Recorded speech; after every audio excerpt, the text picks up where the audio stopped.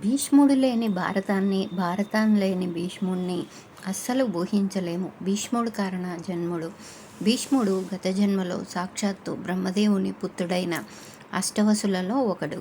ఈ అష్టవసులు అంటే వైకుంఠంలో మహావిష్ణువు. మహావిష్ణువుకి అలాగే దేవలోకంలో ఇంద్రునికి సహాయకులుగా ఉండే శక్తివంతమైన దేవదూతలు. ఒకరోజు ఈ దేవదూతలు, ఈ అష్టవసులు ఆకాశ మార్గాన విహరిస్తూ వశిష్ఠ మహాముని ఆశ్రమానికి చేరుకొని ఆయన ఆతిథ్యాన్ని స్వీకరించారు. సబల అనే కామధేనువును చూస్తారు. ప్రభాసురుని భార్య ముచ్చట పడుతుంది. దీంతో ప్రభాసురుడు మిగిలిన ఆ 7గురితో సహా ఆ కామధేనువును దొంగిలిస్తారు. ఆశ్రమంలోని వశిష్ఠుడు తన దివ్యదృష్టితోటి తెలుసుకుంటాడు ఈ విషయం. వెంటనే ఆ అష్టవసులను మానవులుగా జన్మించమని శపిస్తారు. తప్పు తెలుసుకొని పశ్చాత్తాపడుతూ, దీంతో అష్టవసులు తమ తప్పు తెలుసుకొని పశ్చాత్తాపడుతూ ఉంటారు. వారిని ప్రభాసురుడికి సాయం చేసిన వారు భూమిపైన ఎక్కువ కాలం జీవించరు అని అనుగ్రహించి, ఇక ప్రభాసురునికి మాత్రం దీర్ఘకాలం జీవించమని, అలాగే సంతానం లేకుండా జీవించమని శపిస్తాడు. ఇది విని అష్టవసులు చేసేదేమీ లేక భూలోకంలో ఒక మహాపుణ్యవతి గర్భంలో జన్మించడానికి వెళ్తుంటారు. ఇక్ష్వాక వంశ మహర్షులు యజ్ఞయాగాదులు చేయడం, జనరంజకంగా పాలించడం వల్ల రాజ ఋషి అయి బ్రహ్మలోకం చేరుకున్నాడు. ఒకరోజు బ్రహ్మదేవుడు భగవద్భక్తి పెంపొందించడానికి ఒక సభను ఏర్పాటు చేశారు. సభకు విచ్చేసిన పవిత్రమైన గంగాదేవిని మహర్షులు చెడు దృష్టితో చూశారు. అలాగే గంగాదేవి కూడా ఋషులను చూసి ఇష్టపడుతుంది.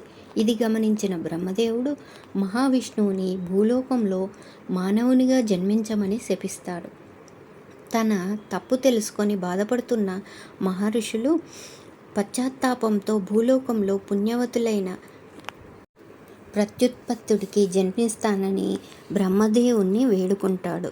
బ్రహ్మదేవుడు అందుకు సరేనంటూ గంగాదేవిని కూడా ఇష్టపడినందుకు తెలుసుకున్న బ్రహ్మ, నీవు కూడా భూలోకానికి వెళ్ళి మహావిష్ణువులు సంతానానికి తల్లిగా ఉండమని పంపిస్తారు. గంగాదేవి భూలోకానికి వెళ్ళి మార్గమధ్యన ఆలోచిస్తూ ఉండగా వశిష్ఠ మహాముని శాపానికి గురైన అష్టవసువులు కనిపిస్తారు. వారు వారి శాపాన్ని గంగాదేవికి వివరించి, భూలోకంలో నీకంటే పుణ్యవతి ఎవరున్నారు?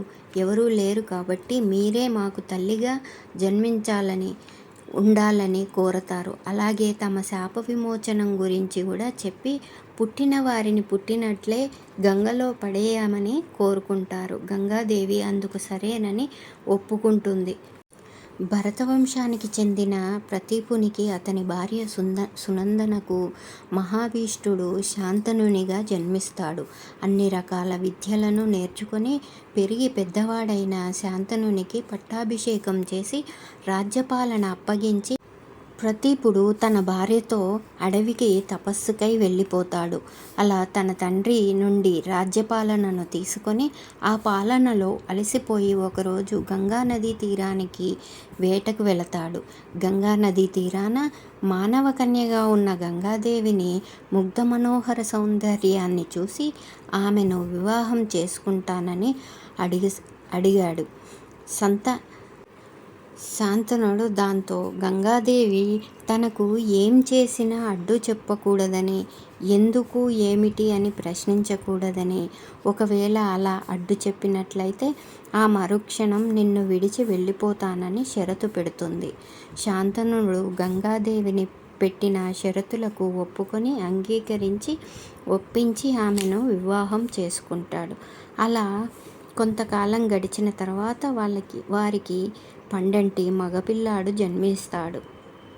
పుత్రోత్సాహంతో శాంతనుడు సంతోషపడేలోపే గంగాదేవి ఆ పుత్రుణ్ణి గంగలో పడవేసింది.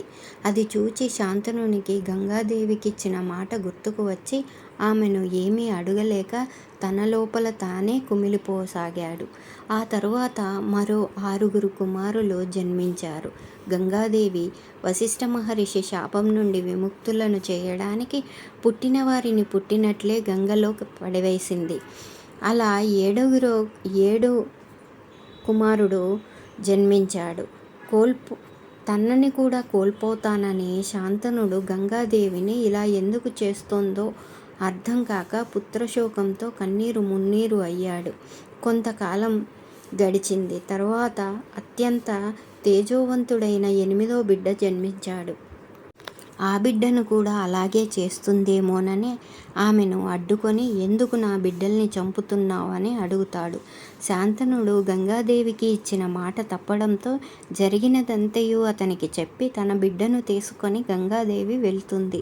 వెళుతూ ఈ బిడ్డను వశిష్ఠ మహాముని పరశురాముడి దగ్గర ఆ బిడ్డకు సకల విద్యలు నేర్పించి యుక్త వయస్సు వచ్చాక తిరిగి ఈ నది ఒడ్డున అప్పగిస్తానని వెళ్ళిపోతుంది.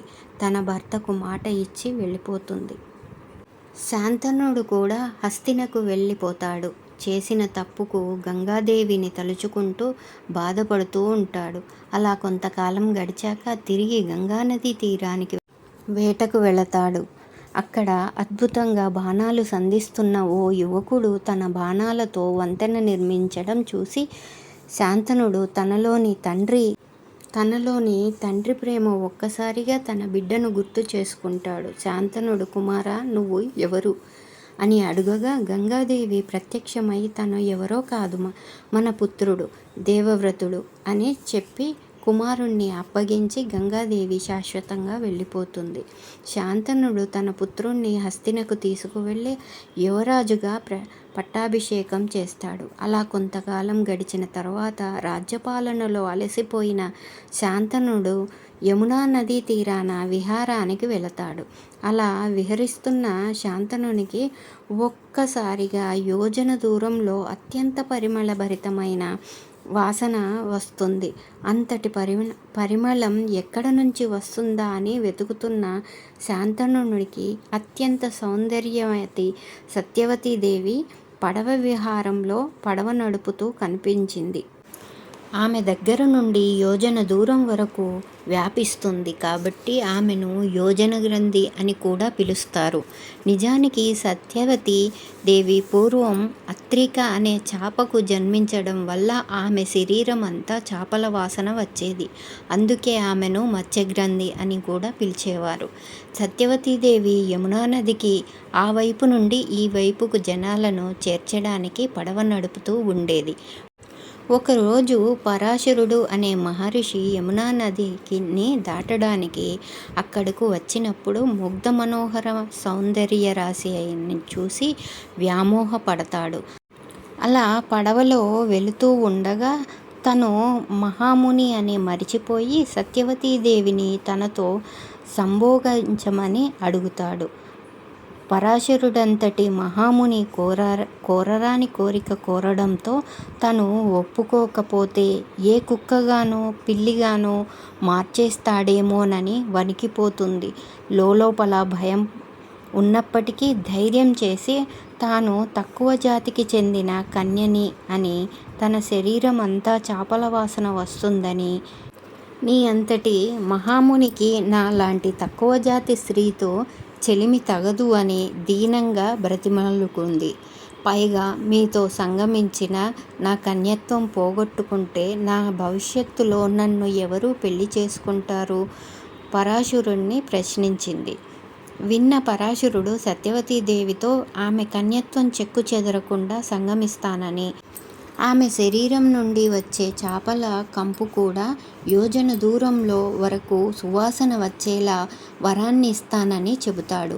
అయినప్పటికీ సత్యవతి అంగీకరించకుండా మనం పడవలో ఉన్నాం అయినా ఇది పట్టపగలు అని తప్పించుకోవడానికి ప్రయత్నిస్తుంది. అది విని ఆగ్రహించిన పరాశరుడు పంచభూతాలను అష్టదిక్పాలకులను చూడకుండా తన తపోశక్తితో ఒక్కసారిగా చిమ్మ చీకట్లను సృష్టిస్తాడు. తాను తప్పించుకోవడానికి అన్ని దారులు మూసుకుపోవడంతో ఇక చేసేది ఏమీ లేక సత్యవతి పరాశరునితో సంగమానికి ఒప్పుకుంటుంది. సంగమించిన వెంటనే వారిరువురికి కలయికతో వ్యాసుడు జన్మిస్తాడు. పుట్టిన మరుక్షణంలోనే పెరిగి పెద్దవాడవుతాడు. ఆ వెంటనే వ్యాసుడు తన తల్లికి నమస్కరించి తపస్సుకై వెళ్ళిపోతాడు. వెంటనే వెళ్ళే ముందు ఎప్పుడు ఏ అవసరం వచ్చినా తనను తలుచుకోమని, తలుచుకున్న మరుక్షణమే తన తల్లి ముందు ప్రత్యక్షమవుతానని తన తల్లికి మాట ఇచ్చి వెళ్ళిపోతాడు. బహుశా వ్యాసుడు జన్మించకపోతే మహాభారతం ఉండేది కాదేమో, జరిగినా మనకు ఎవరికీ తెలిసేది కాదేమో. ఎందుకంటే మహాభారతానికి మూలం వ్యాసుడే. అది ఎలా అనేది ముందు ముందు మీకే తెలుస్తుంది. సర్వేజన సుఖినో భవంతు, సన్మంగళాన్ భవంతు. ఈ వీడియో నచ్చినట్లయితే సబ్స్క్రైబ్ చేయండి, షేర్ చేయండి, లైక్ చేయండి.